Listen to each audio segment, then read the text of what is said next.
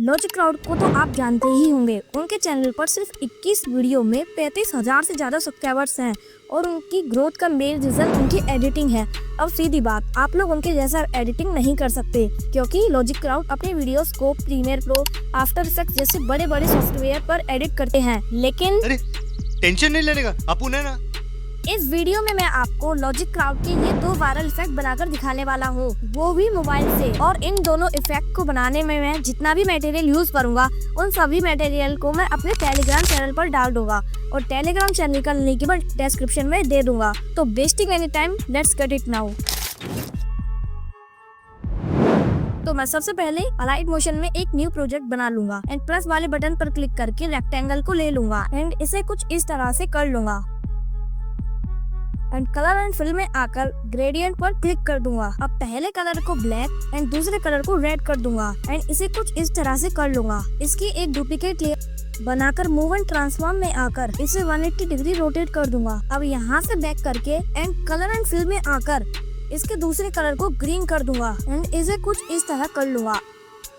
अब प्लस वाले बटन पर क्लिक करके इस पीएनजी को ऐड कर लूंगा एंड मूव एंड ट्रांसफॉर्म में आकर इसे 90 डिग्री रोटेट कर दूंगा एंड इसे मिडल में कुछ इस तरह से एडजस्ट कर दूंगा। अब इन तीनों लेयर को सिलेक्टेड करके ग्रुप कर दूंगा। अब मूव एंड ट्रांसफॉर्म में आकर इसकी जी वैल्यू को 1000 कर दूंगा एंड स्केल में आकर इसे स्केल कर लूंगा। अब प्लस वाले बटन पर क्लिक करके इस वाले पीएनजी को ऐड कर लूंगा। अब दोबारा प्लस वाले बटन पर क्लिक करके इस वाले कैरेक्टर को ऐड कर लूंगा एंड इसे कुछ इस तरह से एडजस्ट कर लूंगा एंड इन दोनों को सिलेक्टेड करके एक ग्रुप कर दूंगा एंड मूव एंड ट्रांसफॉर्म में आकर इसकी जी वैल्यू को 5000 कर दूंगा एंड दूसरी तरफ भी मैं ऐसे ही लेयर बना लूंगा एंड इसके जी वैल्यू को भी 5000 करके स्केल कर लूंगा।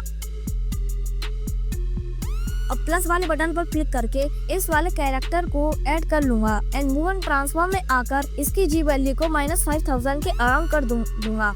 अब इस फर्स्ट वाले बटन पर डबल क्लिक करके इस एंकर पॉइंट को यहाँ पर कर दूंगा एंड रोटेशन में आकर एक की फ्रेम देकर थोड़ा आगे आकर इसे 13 डिग्री रोटेट कर दूंगा एंड दोबारा थोड़ा आगे आकर इसे -19 डिग्री रोटेट कर दूंगा एंड इसी तरह से की फ्रेम देकर थोड़ा बहुत रोटेट कर दूंगा। एंड अब इसकी डुप्लीकेट लेयर बनाकर उसे थोड़ा स्केल कर लूंगा एंड इसकी जी वैल्यू को 1000 से नीचे कर दूंगा। अब एक रेक्टेंगल को ऐड कर लूंगा एंड इसे इस मेन पीएनजी के ऊपर अच्छे से सेट कर दूंगा। और हाँ, याद रखना कि जो रेक्टेंगल है वो मेन पीएनजी को पूरा कवर कर ले। अब 3 लाइन पर क्लिक करके क्रिएट क्लिपिंग मास्क पर क्लिक कर दूंगा एंड कलर एंड फिल में आकर ब्लैक कलर को सिलेक्ट कर दूंगा एंड इसकी ओपेसिटी को 50% के अराउंड कर दूंगा और मेन पीएनजी की ओपेसिटी को 70% के अराउंड कर दूंगा। अब प्लस वाले बटन पर क्लिक करके टेक्स्ट ले लूंगा एंड इसके कलर को रेड कर दूंगा एंड बॉर्डर एंड शेडो में आकर इसके कलर को व्हाइट कर दूंगा और साइज को 30% कर दूंगा। अब इफेक्ट में आकर डीप ग्लो को ऐड कर लूंगा और स्मूथ लेवल को भी ऐड कर लूंगा और कुछ इस तरह से एडजस्ट कर लूंगा। अब इफेक्ट में आकर टेक्स्ट ट्रांसफॉर्म को ले लूंगा एंड स्टार्ट में रहते हुए एक की फ्रेम देकर थोड़ा आगे आकर स्टार्ट वैल्यू को 100% कर दूंगा एंड ट्रांसफॉर्म में आकर वाई वैल्यू को 200 कर दूंगा। स्केल को माइनस और एज इन को 100% और एज इन आउट को -100% कर दूंगा और ओवरलैप को 500 के अराउंड कर दूंगा। अब इसकी एक डुप्लीकेट लेयर बनाकर टेक्स्ट चेंज कर दूंगा, राइट में एडजस्ट कर दूंगा और इसके कलर को ग्रीन कर लूंगा। अब प्लस वाले बटन पर क्लिक करके ऑब्जेक्ट स्लैश एलिमेंट में आकर कैमरा को ले लूंगा। इस वाले बटन से कैमरा व्यू को ऑन कर लूंगा और मेन पीएनजी की जी वैल्यू को -1500 कर दूंगा। अब कैमरा में आकर एक की फ्रेम देकर थोड़ा आगे आकर इसे जूम आउट कर लूंगा एंड बीजी को स्केल कर लूंगा। अब दोबारा थोड़ा आगे आकर इसे जूम इन कर लूंगा। अब इस वाली लेयर को इम्पोर्ट कर लूंगा। अब इफेक्ट में आकर स्टार प्रिज्म को ऐड कर लूंगा। सबसे पहले पॉइंट लाइट को फ्लैट कर दूंगा। अब ओरिएंटेशन में रहते हुए एक की फ्रेम देकर थोड़ा आगे आकर इसे कई बार बेंड कर दूंगा एंड साइज में आकर एक की फ्रेम देकर जो ओरिएंटेशन में दूसरा की फ्रेम दिया था उसकी पॉइंट पर आकर साइज में दूसरा की फ्रेम दे दूंगा एंड पहले की फ्रेम पर इसके साइज को 0 कर दूंगा। अब यहाँ से बैक करके मूव एंड ट्रांसफॉर्म में आकर इसे थोड़ा छोटा कर लूंगा एंड लेफ्ट में एडजस्ट कर दूंगा एंड इसके कई सारे डुप्लीकेट लेयर बना लेफ्ट में एडजस्ट कर दूंगा।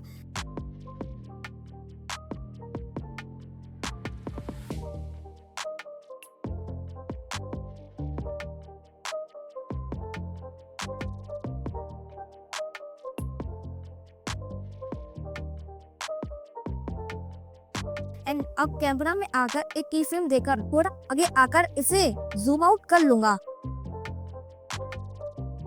अब इस मेन पीएनजी की 2-3 डुप्लीकेट लेयर को बना लूंगा एंड उनकी जी वैल्यू को अलग अलग कर दूंगा।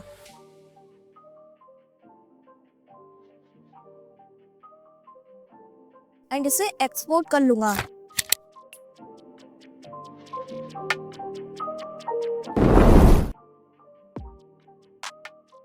फिर से एक न्यू प्रोजेक्ट बनाकर इस वाले बैकग्राउंड को ऐड कर लूंगा। अब प्लस वाले बटन पर क्लिक करके इस वाले पीएनजी को ऐड कर लूंगा एंड इसे छोटा करके राइट में एडजस्ट कर दूंगा। अब प्लस वाले बटन पर क्लिक करके राउंडेड रेक्टेंगल को ऐड कर लूंगा एंड कुछ इस तरह से एडजस्ट कर लूंगा। एंड कलर एंड फिल में आकर फोर्थ वाले बटन पर क्लिक करके इस बैकग्राउंड को या थंबनेल बोले तो इसको ऐड कर लूंगा। इस थंबनेल को सिलेक्ट कर लूंगा एंड इसे छोटा करके इसके ऊपर अच्छे से सेट कर दूंगा। अगर थोड़ा बहुत दिक्कत आए तो इसे जूम कर लेना। अब फिर से प्लस वाले बटन पर क्लिक करके अपने कैरेक्टर को ऐड कर लूंगा और थोड़ा छोटा करके इस तरह एडजस्ट कर लूंगा। अब प्लस वाले बटन पर क्लिक करके ऑब्जेक्ट स्लैश एलिमेंट में आकर कैमरा को ले लूंगा एंड यहाँ पर एडजस्ट कर दूंगा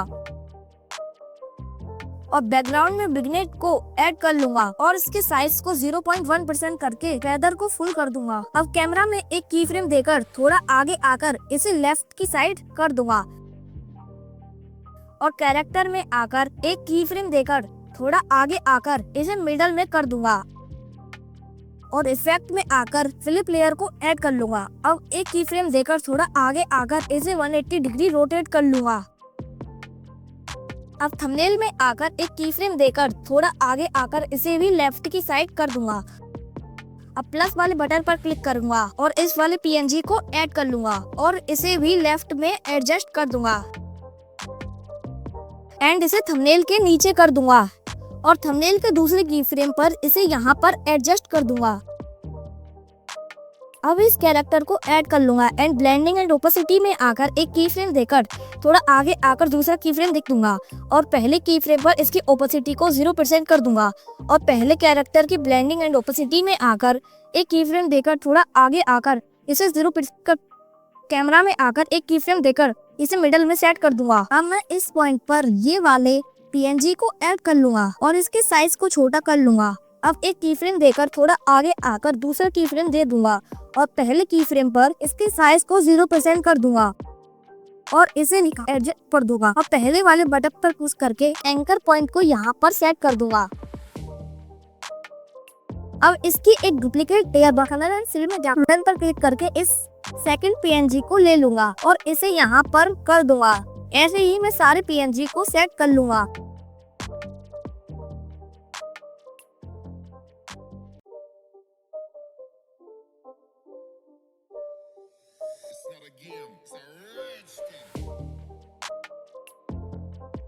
इन सब पीएनजी को थोड़ा थोड़ा आगे पीछे कर दूंगा जिससे ये एक साथ शो ना हो बल्कि एक एक करके शो हो। अब मैं यहाँ पर ये वाली कॉन्फेटी लेयर को ऐड कर दूंगा और इसके ब्लेंडिंग एंड ओपेसिटी स्क्रीन को भगवा। सबसे पहले कैमरा की टाइमलाइन को फुल स्ट्रेच कर लूंगा और फिर इस पॉइंट पर एक की फ्रेम देकर थोड़ा आगे आकर के जूम आउट कर दूंगा और मैं यहाँ पर एक और कैरेक्टर सेंट से ही ऐड कर लिया है जिसकी जी वैल्यू मैंने -1000 के अराउंड कर रखी है। अब इस पॉइंट पर मैं ये वाली ओवरले को ऐड कर लूंगा एंड इफेक्ट में आकर क्रोमा की को ऐड कर लूंगा और इसके ग्रीन कलर को सेलेक्ट कर लूंगा एंड थ्रेशोल्ड को मैं 0.3200 और फेदर को 0.410 कर लूंगा। अब कॉन्फेटी वाली ओवरले में आकर ब्लेंडिंग एंड ओपेसिटी में आकर एक की फ्रेम देकर थोड़ा आगे आकर इसे 0% कर दूंगा और मैट्रिक्शन वाली ओवरले में भी ब्लेंडिंग एंड ओपेसिटी में आकर थोड़ा आगे आकर एक की फ्रेम देकर और शुरुआत में इसकी ओपेसिटी को 0% कर दूंगा और इसके साइज को बढ़ा दूंगा और इन सभी लेयर की टाइमलाइन को एडजस्ट करके इसे एक्सपोर्ट कर लूंगा।